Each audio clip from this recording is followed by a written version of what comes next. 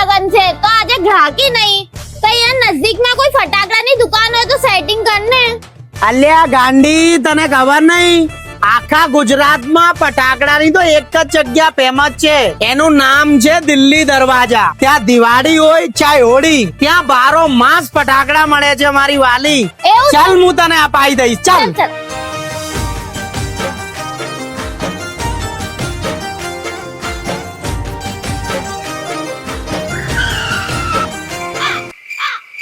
અલ્યા બેડો, અહીંયા તો ઘણી બધી દુકાનો છે.